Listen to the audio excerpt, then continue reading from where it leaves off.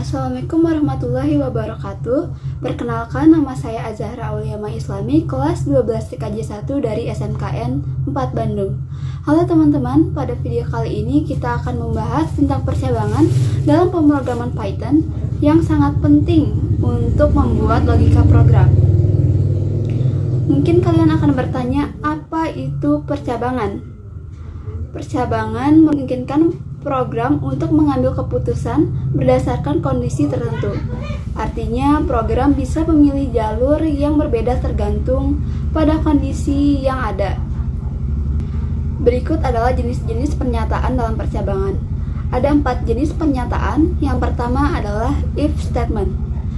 Fungsinya adalah untuk memeriksa kondisi jika benar program menjalankan kode di dalamnya. Yang kedua adalah if else statement. Memberi 2 pilihan, jika kondisi benar, jalankan kode pertama, jika salah, jalankan kode di else. Yang ketiga adalah elif statement. Digunakan untuk memeriksa kondisi lain jika kondisi sebelumnya salah. Yang terakhir adalah nest if. Menempatkan percabangan di dalam percabangan lain untuk memeriksa lebih banyak kondisi. Dengan percabangan, program bisa memilih tindakan berdasarkan kondisi yang ada.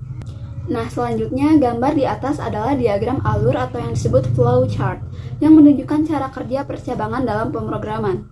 Nah, lalu di sini saya akan menjelaskan simbol dalam flow chart.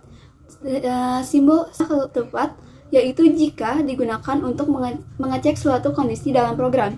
Jika kondisinya benar atau true, program akan melanjutkan ke langkah berikutnya. Jika kondisinya salah atau false, program akan melewati langkah tersebut atau mengambil jalur lain. Simbol bentuk persegi panjang yang yaitu maka menunjukkan proses yang akan dijalankan jika kondisinya benar. Selanjutnya, untuk memulai coding, kalian bisa buka aplikasi VS Code. Karena kita menggunakan bahasa Python, jadi kita perlu download dulu aplikasi Pythonnya di bagian extension. Nah, kita klik yang paling atas, lalu ada tulisan install, kalian bisa install. Selanjutnya, jika sudah selesai, kita buka folder baru agar file codingan VS Code kita bisa tersimpan di files. Nah, di sini saya sudah menyiapkan folder namanya logika program. Nah, lalu kita pilih. Jika sudah dipilih, di bagian atas ini bakal muncul bagian logika program, seperti folder yang kita pilih tadi.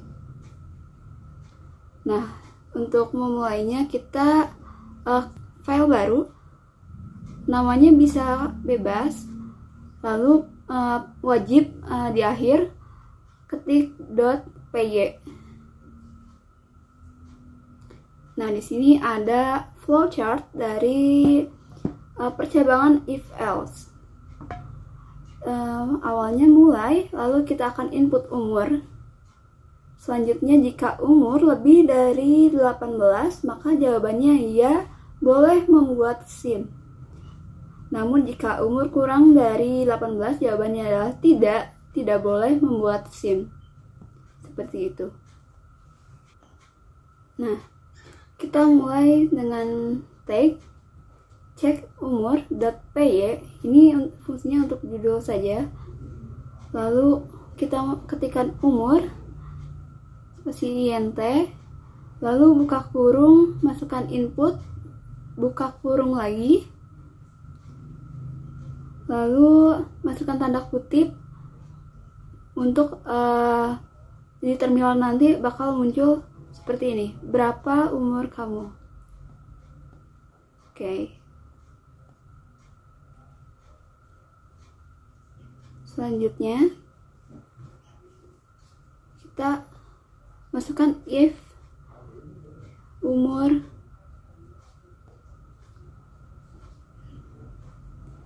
Nah, karena tadi patokannya adalah 18 tahun, jadi kita ketikkan 18 tahun. Lalu enter. Nah, untuk memunculkan jawabannya, kita masukkan comment print dalam kurung kamu. Nah, ini untuk jika umurnya lebih dari 18 tahun, kamu masukkan kamu boleh membuat SIM. Selanjutnya, untuk membuat yang kurang dari 18 tahun, kita masukkan comment else. Masukkan seperti yang tadi, cuman bedakan dalam print kamu tidak boleh membuat SIM.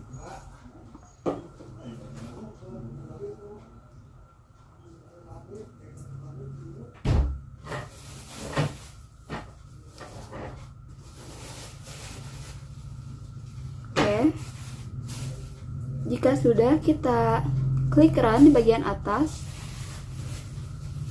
tunggu sebentar, lalu di bagian terminal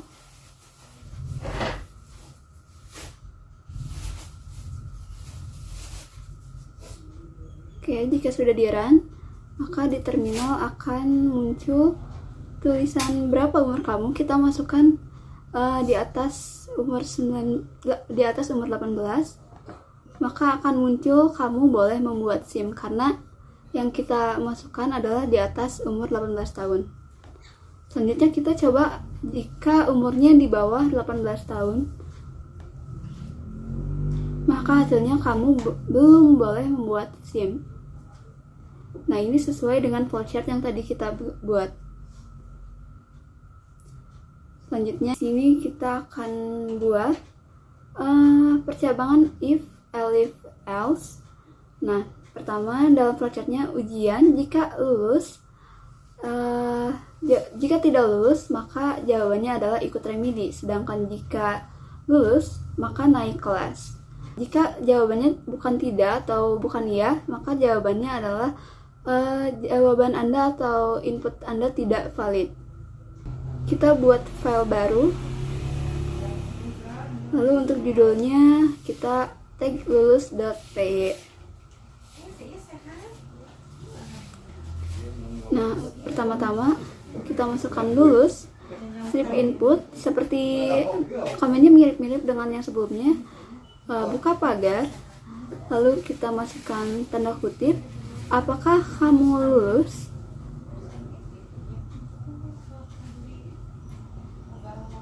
Dalam kurung ya atau tidak.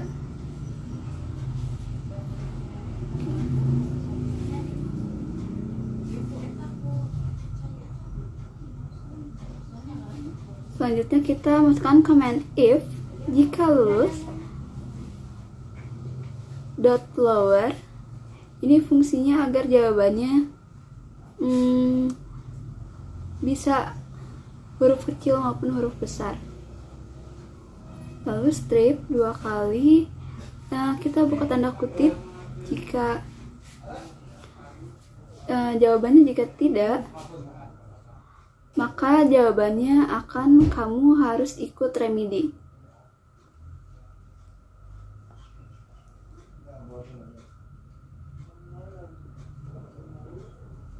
Kita buat lagi dengan comment elif.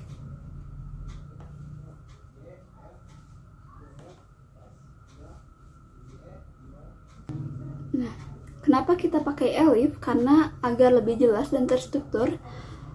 If menangani kondisi pertama, lulus atau tidak, lalu kita pakai elif menangani kondisi kedua dengan lulus sama dengan iya. Else menangani input yang tidak valid. Nah, untuk jawaban jika iya, maka akan muncul jawaban selamat Anda naik kelas.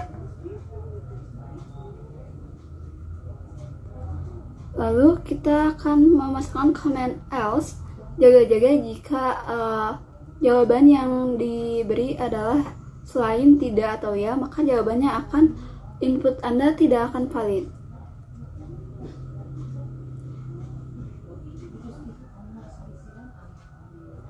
Lalu jika semua codingannya beres seperti yang pada di atas, kita run. Lalu pada terminal akan muncul pertanyaan apakah kamu lulus. Nah, kita masukkan ya. Lalu muncul selamat Anda naik kelas. Kita coba jika jawabannya adalah tidak. Nah, jawabannya muncul, kamu harus ikut remedi. Seperti ini sesuai ya dengan komen yang kita masukkan tadi. Selanjutnya kita coba jika jawabannya bukan ya atau tidak. Nah, input Anda tidak valid karena kita tidak menjawab ya atau tidak. Jadi, dengan memahami percabangan if, else, dan elif dalam Python, kita bisa membuat lebih cerdas dalam mengambil keputusan. Konsep ini sangat penting untuk membangun aplikasi dinamis seperti sistem login, perhitungan otomatis, atau bahkan kecerdasan buatan sederhana. Semakin sering kalian berlatih, semakin mudah menerapkannya dalam proyek nyata. Terus eksplorasi dan kembangkan skill kalian. Sampai jumpa di video berikutnya.